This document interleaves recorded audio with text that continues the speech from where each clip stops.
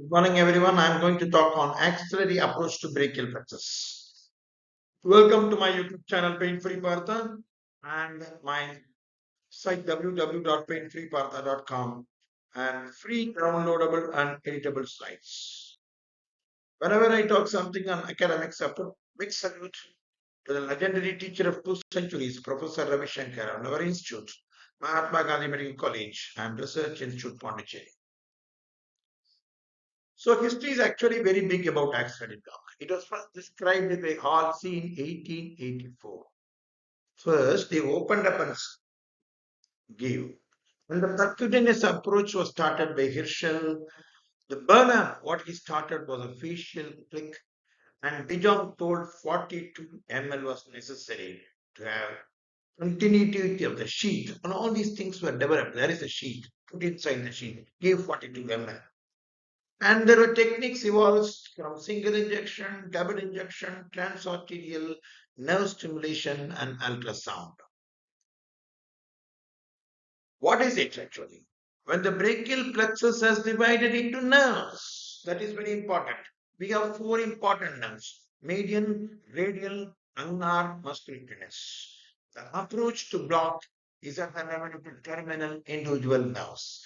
We should also be very clear that it is not axillary nerve block. That is a separate issue. It is an axillary approach to brachial plexus. What are the indications? Hand, arm, forearm, elbow, these areas only. AV fistula formation. When do you think that you are going to be bilateral? We are slightly worried about phrenic nerve palsies. And for training with multiple punctures, ambulatory procedures, we are not bothered about major issues with phrenic and graph and pleural.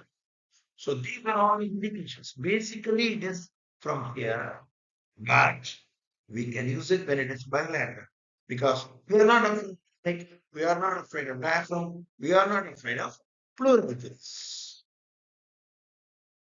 Relative contraindications is an axillary lymph node surgeries, lymph nodinopathy, severe coagulopathy, pre-existing neurological, all these things are. See, we need to protect the shoulder, very important. If he has got a humerus injury and also the wrist injury, and they are planning to have conservative surgery here and operation here, then it is very difficult to up and axillary block is contraindicated, axillary approach. So usually we block here. But you see here, the musculocutaneous is already out of the sheath. That is the major issue with axillary approach. The musculocutaneous span. Now the musculocutaneous supplies here and here. If you have anterior and posterior. If you are doing surgery here, it is fine. If the incision is coming here, then we need to block the musculocutaneous. Now to the first musculocutaneous nerve. That 2 is the median nerve. The 3 is the radial nerve. The 4th is the ulnar nerve. And the 5th is the axillary artery. 6th is the conjoint nerve. So we are blocking here. Sometimes the musculocutaneous may escape. There are various approaches or the techniques to axillary approaches. Elicitation of paresthesia. You prick, shock is there. You prick the artery and then go behind and then go inside. Transarterial. Single and multiple injections. Neurostimulation techniques and ultrasound. Now we need to update the shoulder. Don't update much more because the facial sheath is spread is less because it is stretched. And axillary artery is also stretched. So 90 degrees and here like this.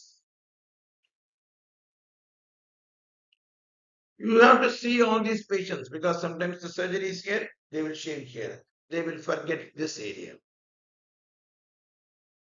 Now the arterial pulse is palpated and the subcutaneous tissue is infiltrated in the classical things. The subcutaneous tissue is infiltrated to block the intercostal brachial nerve. And then there is transarterial. You puncture the artery and then give. In ultrasound, what we actually do is here in between the conjoined tendon and the radial artery. This technique is not used in ultrasound. What I am stressing is if you give like this, we are planning to give like here. Palpate axillary artery as proximal as possible. And there is a higher likelihood of vascular getting blocked here rather than here. So go proximal. The plexus is targeted where it lies on the conjoined tendon. That is very important. A is deltoid, B is pec major, C is biceps, D is coracobrachialis. So where we need to go at the tendon of the pec major.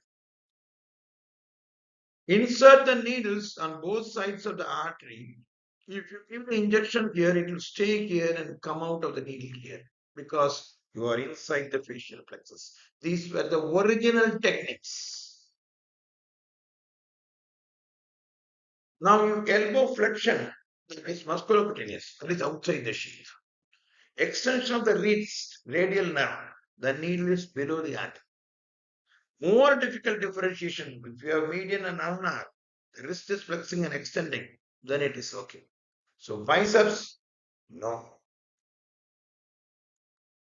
So because biceps is here, musculocutaneous, we need to look here.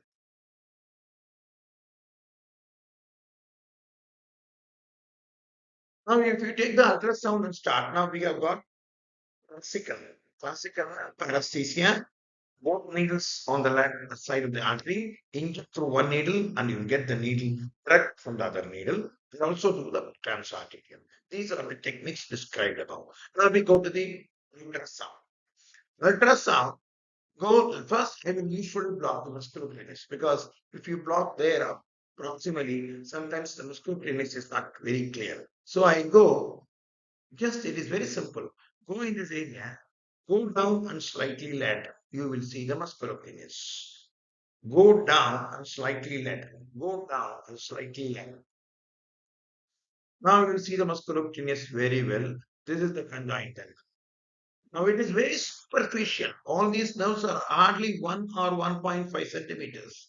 So keep them probe like that. Don't keep it deep, don't keep it parts. HFL is ideal.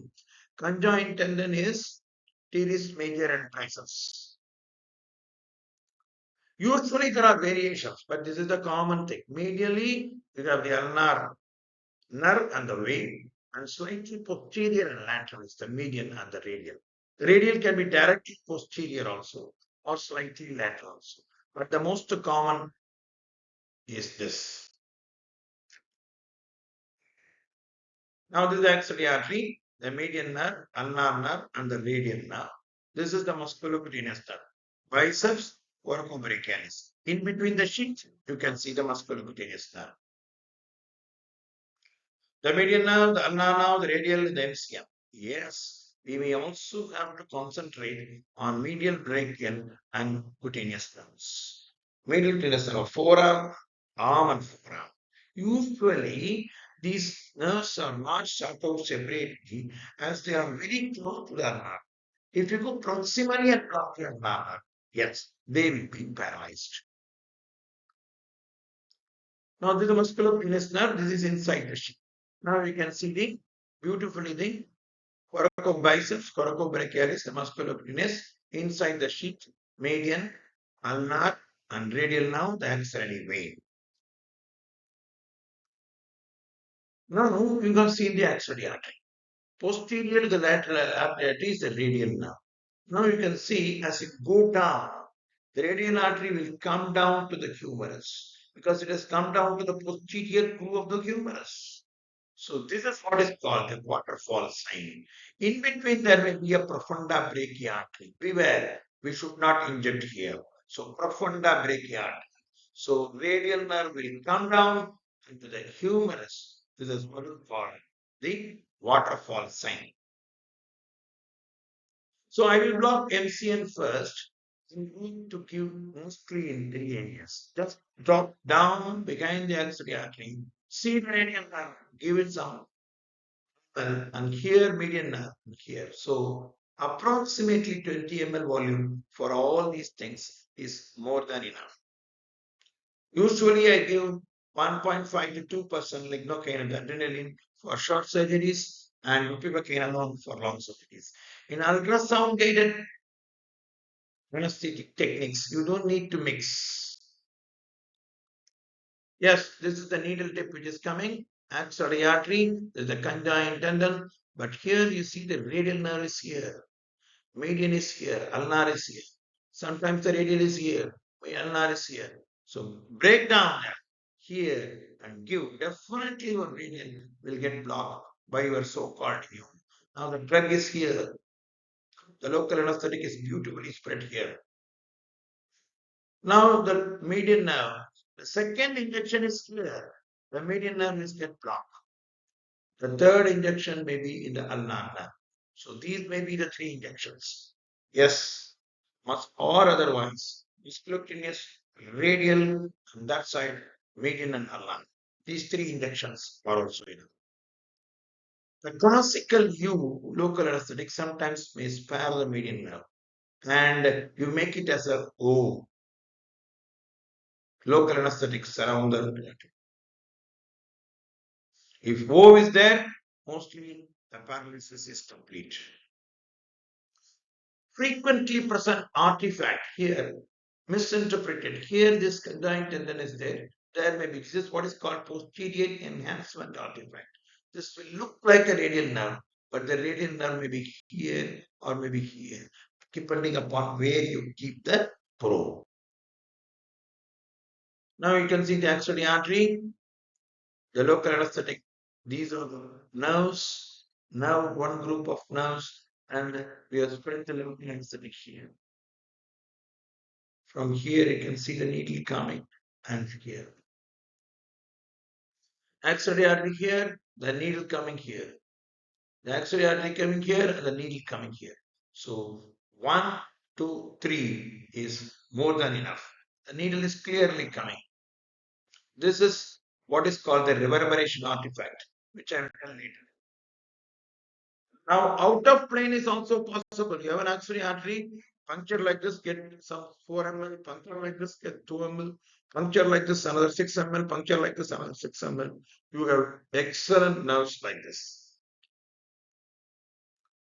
Arm may be best, but forearm is usually blocked because now you can see the medial cutaneous nerve of arm is here. Medial cutaneous nerve of forearm, arm is here. Forearm is slightly close to the plexus. That is why the forearm may be blocked.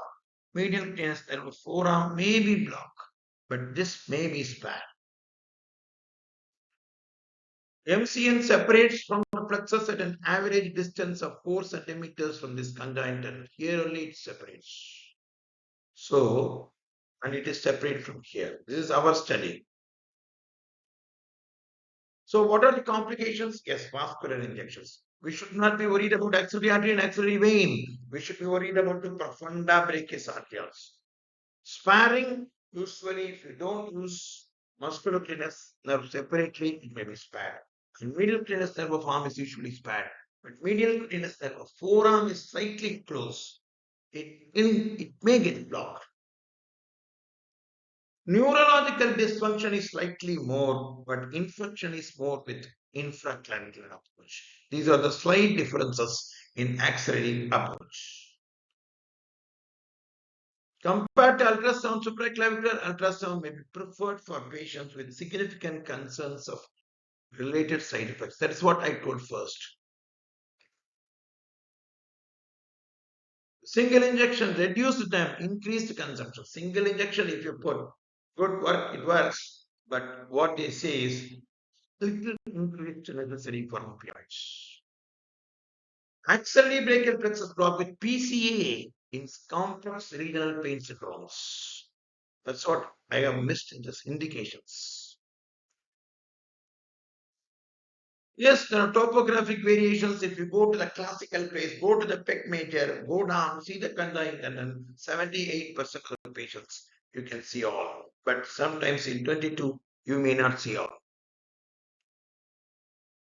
Crushed injuries, axillary plexus group than less performance time, longer needling performance anesthesia in the axillary group than a less complications. Let's say it will take some time in axillary, but less complications. So what is it? It's an axillary approach to brachial plexus. We are in the terminal nerves, median, ulnar, radial, musculocutaneous. So there are two other nerves, MBC, medial brachial cutaneous and medial antebrachial cutaneous. Antebrachial is close, it may get affected, but medial brachial may not get affected, may be spared. That is why the indications are just below this. Forearm, palm, and fingers. The advantage is the pleural is not spared and the diaphragm is spared. These are the two major advantages. We can have by two nerves, two needles going in, inject to this side and get to this side, we are inside the patient. Transarterial techniques. Nerve stimulated technique, we should have this flexion and not this flexion because this flexion is musculocutaneous and is outside the sheath. Ultrasound, see the conjoint tendon, axillary artery. First, block the musculocutaneous. Go and round up all the three nerves.